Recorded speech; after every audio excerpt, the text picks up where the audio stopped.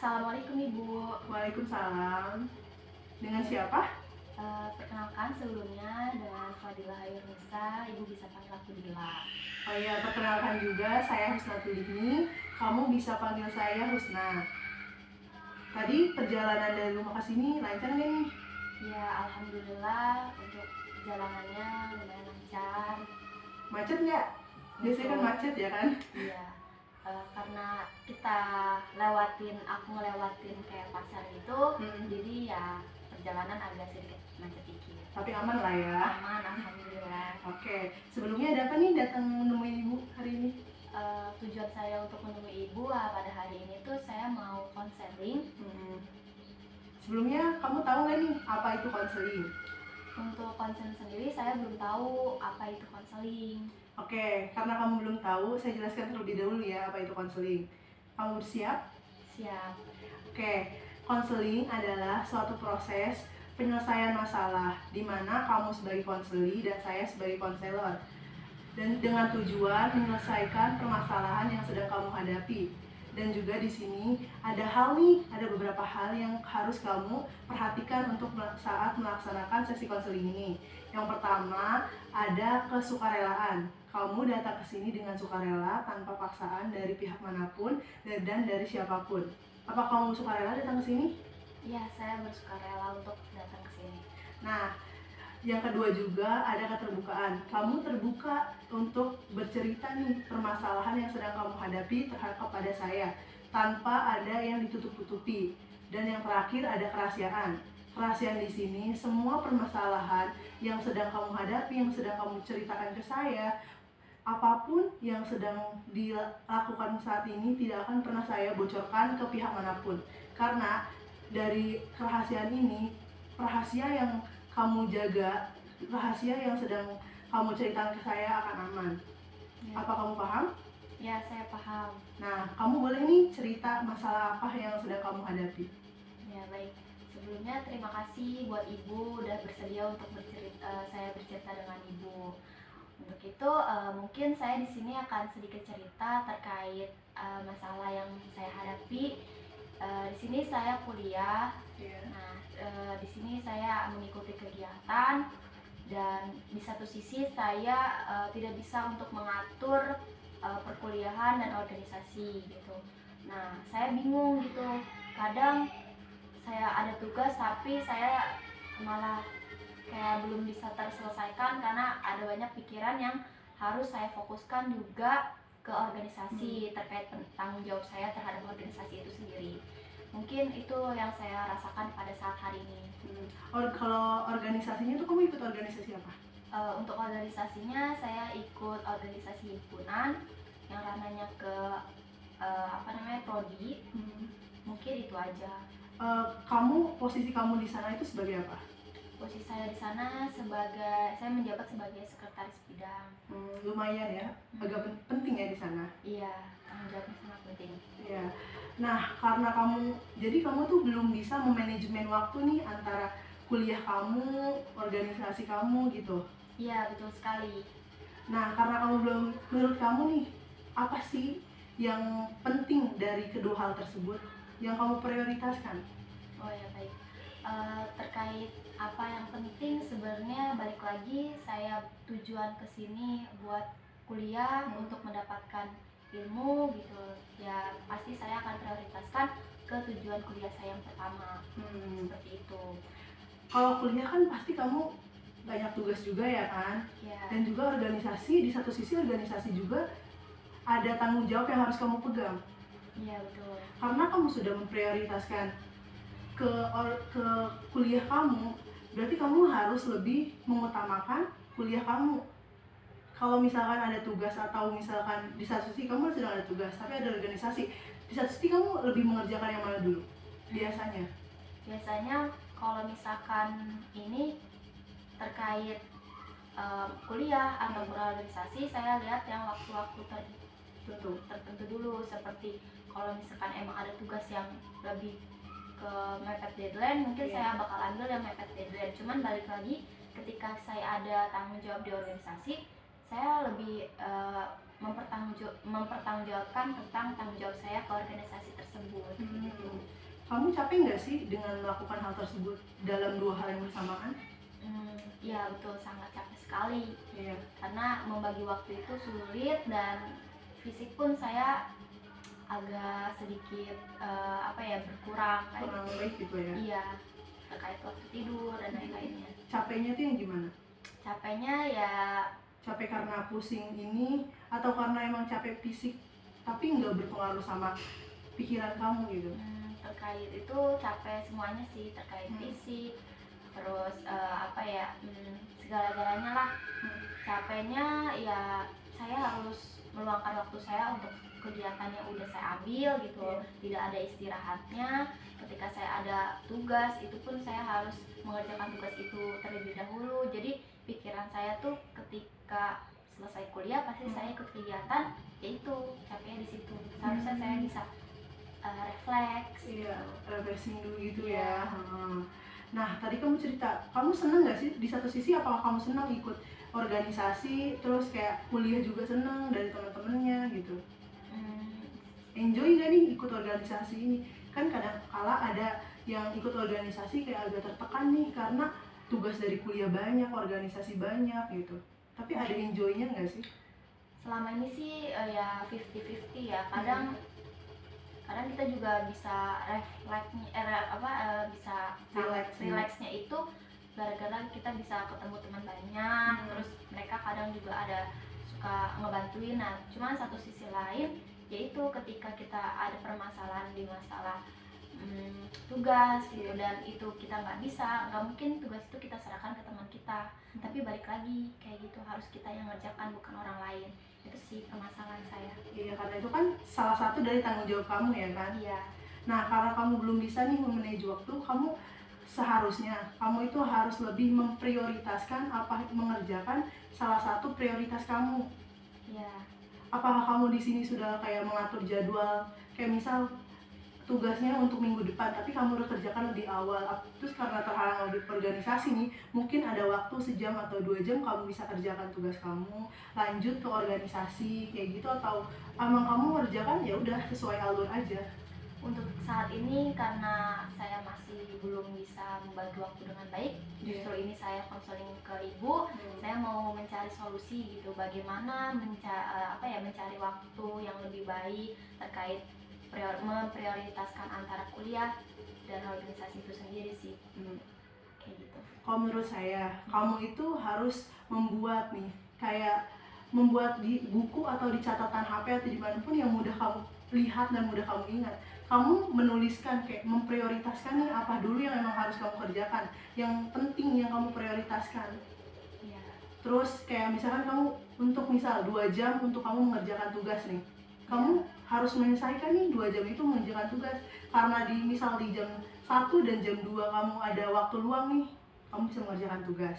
Apa nanti di jam 4 kamu misalkan ada rapat lagi di organisasi sampai malam.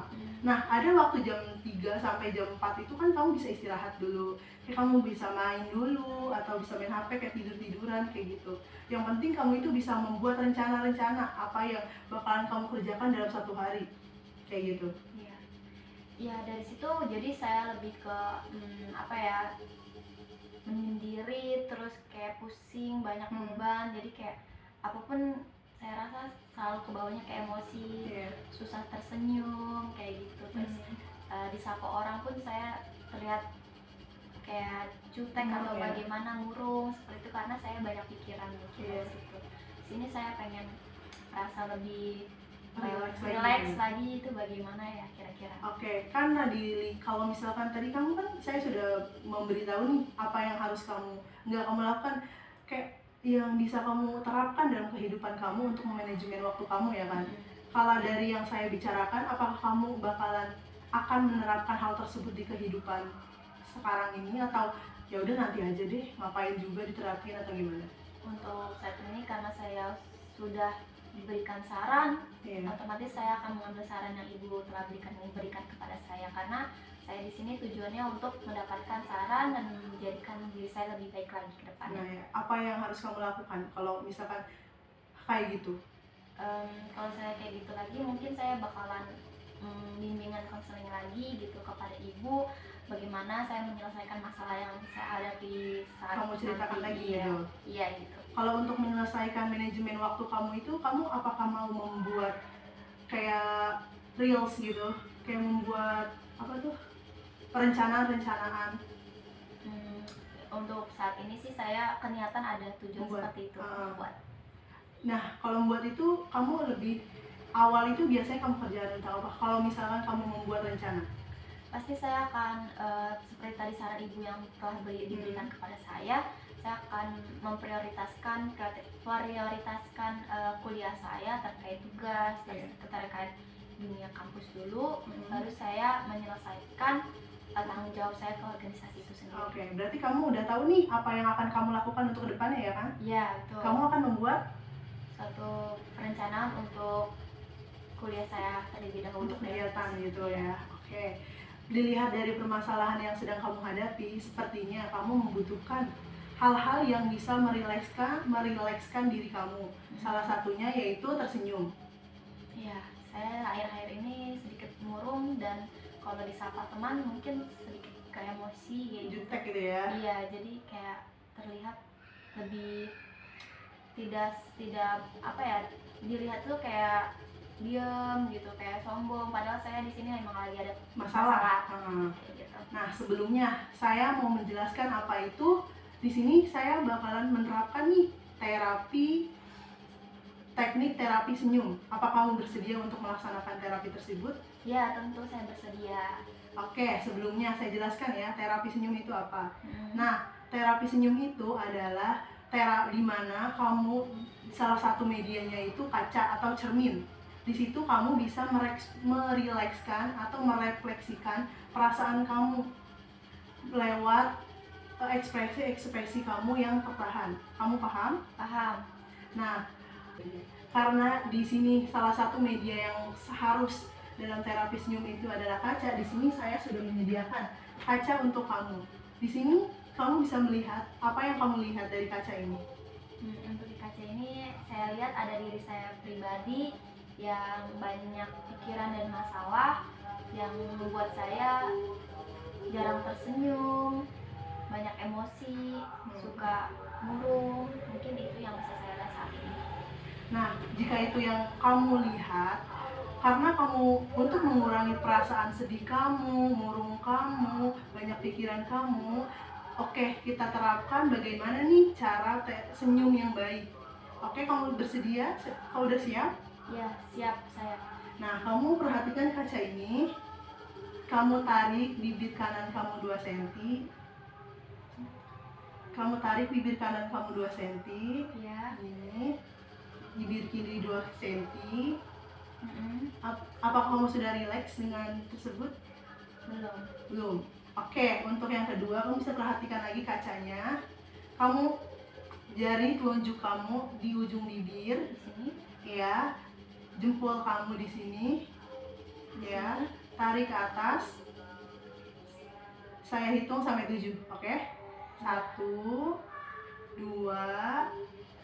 3, 4, 5, 6, 7. Lepaskan. Apakah sudah lebih baik? Apa kamu kayak sudah rileks? Untuk saat ini saya udah lumayan rileks, tapi belum sempurna. Iya. Oke. Saya di sini ada untuk lebih merilekskan kamu, untuk senyum kamu lebih natural lagi. Kamu bisa mengikuti senam wajah yang saya berikan. Kamu bisa ikuti? Iya, bisa. Oke, baik. Yang pertama, kamu taruh sini, seperti ini. Tarik ke atas, perlahan tutup mata. Saya hitung sampai 10 detik. Tutup matanya, tarik ke atas. 1, 2, 3, 4, 5, 6, 7, 8, 9, 10. Lepaskan secara perlahan. Buka matanya. Nah, yang selanjutnya, taruh 2 jari di atas dahi seperti ini, ditutup matanya, pijat perlahan. Saya hitung sampai hitungan 10. 1, 2, 3, 4, 5, 6, 7, 8, 9, 10. Baik. Buka matanya, turunkan jarinya secara perlahan. Dan yang terakhir, kamu bisa tarik alis kamu tinggi-tinggi. Tarik, matanya dibuka selebar-lebarnya. Saya hitung sampai hitungan 5. Oke, 1, 2, 3, 4, 5. Baik. Nah, karena kamu sudah melakukan senang wajah, apakah wajah kamu sudah lebih rileks lagi untuk tersenyum? Untuk saat ini saya agak sedikit lumayan rileks banget gitu Iya. terkait senam yang tadi sudah diberikan. Saya bakalan mencoba untuk berkelanjutan apa yang telah diterapkan. Oke, kamu bisa lihat ke kaca ini lagi. Ya, Senyum senatural mungkin dan sebisa mungkin. Apa yang kamu lihat? diri saya Sudah lebih baik? lebih baik dari Sudah sebelumnya. rileks? Ya, alhamdulillah sudah rileks. Nah, dari terapi yang ini, kamu bisa menerapkannya untuk di kehidupan kamu selanjutnya. Oke? Oke, Dari permasalahan yang sedang kamu hadapi, jangan membawa tersebut untuk lebih dipikirkan. Oke? oke, baik. Lebih banyaklah tersenyum kepada orang lain Ya, dan diterapkan. Kamu bisa menerapkan ini di saat kamu pusing, kamu jenuh, kamu sedih, murung. Oke? oke. Ya, terima kasih atas saran dan masukannya. Ya. Semoga saya bisa bertemu ibu kembali Baik. dan memberikan curahan hati saya ketika saya sedang tertimpa masalah. Oke, sama-sama. Terima kasih juga kamu sudah terbuka terhadap saya. Kamu juga sudah nih tersenyum dengan lebih lega lagi. Iya. Semoga untuk kedepannya permasalahan kamu cepat selesai, oke? Ya, amin. Terima kasih, Bu. Mungkin itu aja. Iya. Saya akan pamit pulang. Iya. Assalamualaikum warahmatullahi wabarakatuh. Waalaikumsalam warahmatullahi wabarakatuh. Terima kasih, Ibu. Iya.